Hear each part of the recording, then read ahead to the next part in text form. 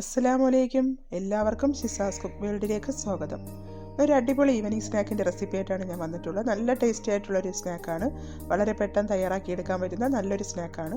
അപ്പോൾ എൻ്റെ വീഡിയോ ആദ്യമായിട്ട് കാണുന്നവരുണ്ടെങ്കിൽ ഒന്ന് സബ്സ്ക്രൈബ് ചെയ്ത് സപ്പോർട്ട് ചെയ്യണം കേട്ടോ. ഇപ്പോൾ ഞാനൊരു ബൗൾ എടുത്തിട്ടുണ്ട്. അതിലോട്ടൊരു 1.25 കപ്പ് മൈദപ്പൊടിയാണ് ഇപ്പോൾ ചേർത്ത് കൊടുക്കുന്നത്. ഇനി ഇതിലോട്ട് നമുക്ക് ആവശ്യത്തിന് ഉപ്പ് ചേർത്ത് കൊടുക്കാം. ഇനി ഞാൻ അടുത്തതായിട്ട് ചേർത്ത് കൊടുക്കുന്നത് 1 ടേബിൾ സ്പൂൺ വെളിച്ചെണ്ണയാണ് ഇപ്പോൾ ഒഴിച്ചു കൊടുക്കുന്നത്. നമുക്ക് ഏത് ഓയിൽ വേണമെങ്കിലും ചേർത്ത് കൊടുക്കാം. എന്നിട്ട് ഈ മാവ് നല്ലതുപോലെ കൈക്കൊന്ന് മിക്സ് ചെയ്തെടുക്കാം. അതിപ്പോൾ ഞാനിവിടെ മിക്സ് ചെയ്തെടുത്തിട്ടുണ്ട്. ഇനി നമുക്ക് കുറേശ്ശെ വെള്ളം ഒഴിച്ചതിന് ശേഷം ഒന്ന് കുഴച്ചെടുക്കാം.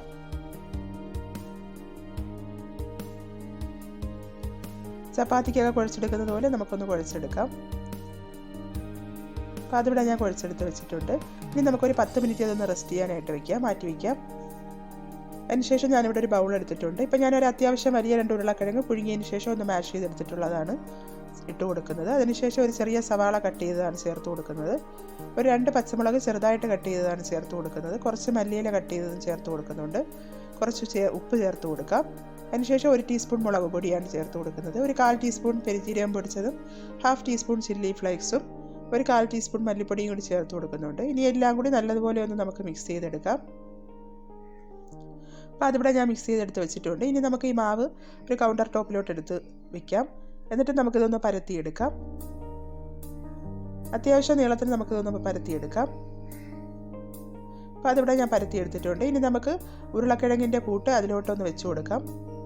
എന്നിട്ട് സ്പൂണിന് തന്നെ നമുക്ക് എല്ലായിടത്തും ഒന്ന് സ്പ്രെഡ് ചെയ്ത് കൊടുക്കാം. അപ്പോൾ അതിവിടെ ഞാൻ സ്പ്രെഡ് ചെയ്തെടുത്തിട്ടുണ്ട്. ഇനി നമുക്ക് ഈ മാവിൻ്റെ അരികിലെല്ലാം കുറച്ചൊന്ന് വെള്ളം തടവി കൊടുക്കാം. എന്നിട്ട് നമുക്ക് കുറേശ്ശെ ഒന്ന് ചുരുട്ടിയെടുക്കാം.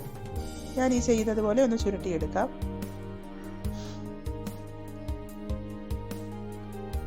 അപ്പോൾ അതിവിടെ ഞാൻ ചുരുട്ടിയെടുത്തിട്ടുണ്ട്. ഇനി നമുക്കിതിൻ്റെ മീഡിയം, അതായത് മധ്യഭാഗത്ത് വെച്ചൊന്ന് കട്ട് ചെയ്യാം.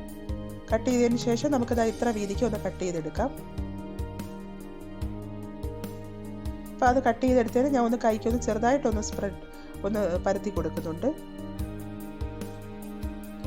അപ്പോൾ ഇതേപോലെ ഞാൻ പരത്തിയെടുത്തിട്ടുണ്ട്.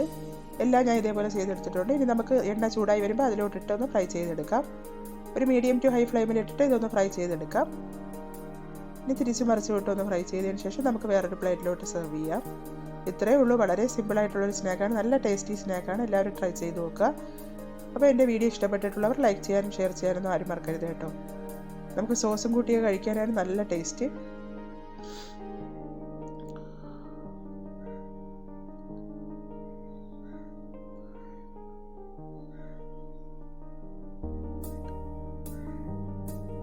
അപ്പോൾ എല്ലാവരും ഇതൊന്ന് ട്രൈ ചെയ്ത് നോക്കുക.